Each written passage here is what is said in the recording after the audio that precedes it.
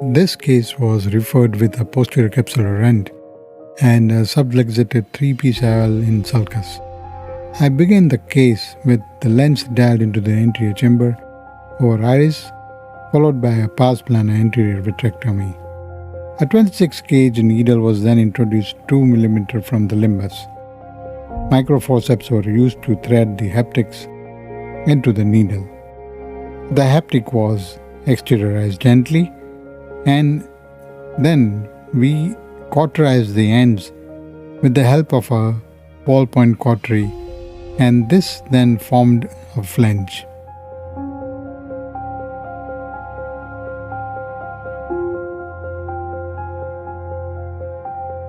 A similar maneuver was done on the other haptic.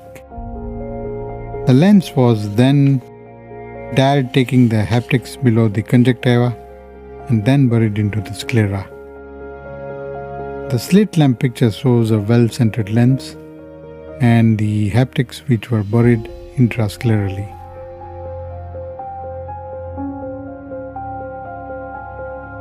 This patient had a lens which centered at night and would shift downward in the day, causing much disturbances in vision. Patient had also developed a posterior capsule opacification by this time. The plan was to use 60 prolene and the 30-gauge needle to create flanges and fix the lens. Anterior chamber was opened and the lens was dialed, and now one of the haptics was brought out with the IOL holding forceps. The haptic was then pierced with the 30-gauge needle, and after that the 60 prolene was threaded through it.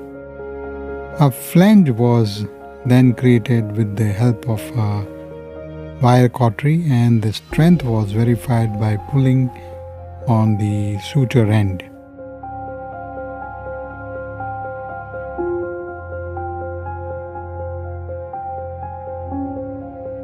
A similar procedure was created on the other haptic, and again a flange was created with the help of a cautery.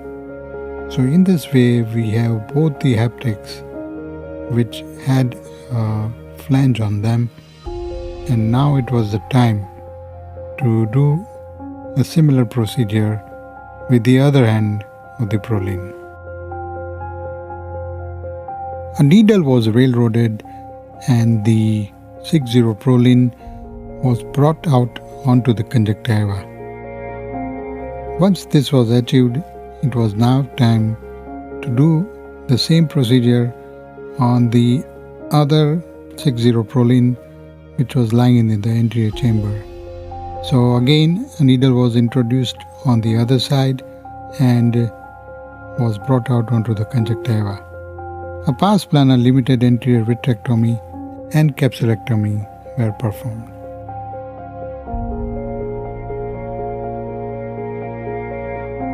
Now the flanges were made with cautery on both the ends. The ends were then buried into the sclera after trimming the bulbs.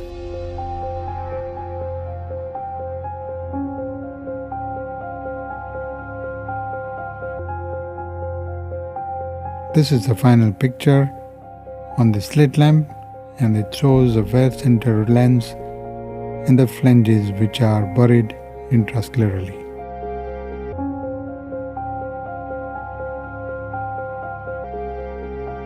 This case was referred for a dropped intraocular lens. A complete pars plana vitrectomy was done, and the lens was freed from the surrounding vitreous. The IOL was then lifted and brought in the anterior chamber, and this IOL was then stabilized over the iris.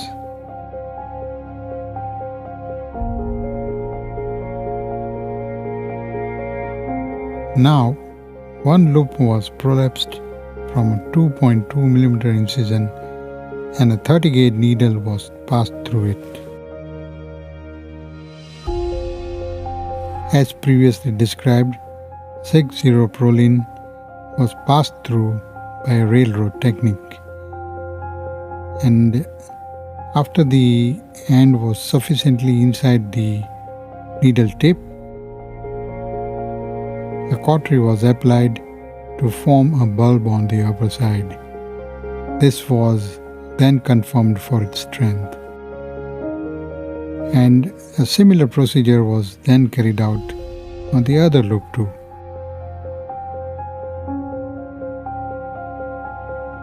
Now, diametrically opposite sides were marked, and the marks were put at 2 mm from limbus for the passage of needle.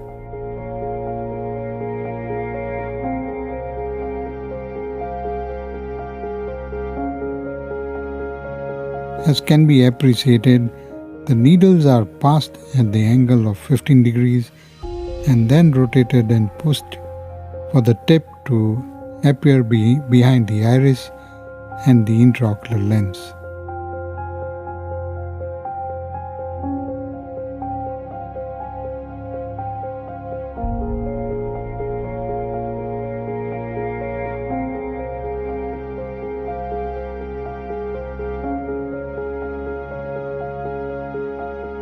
Microforceps help thread the prolene into the tip, and this is now brought out onto the conjunctival surface.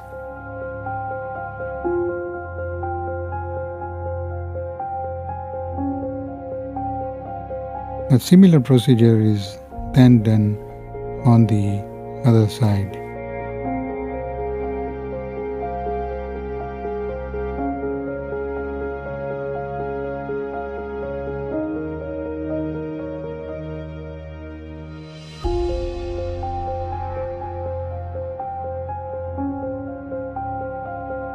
Now the wire cautery is used to create flanges onto the exposed 6-0 prolene surfaces, which are then buried to obtain a well-centered and a stable intraocular lens fixation. It is very important to bury the flanges so that there is no irritation due to the exposure.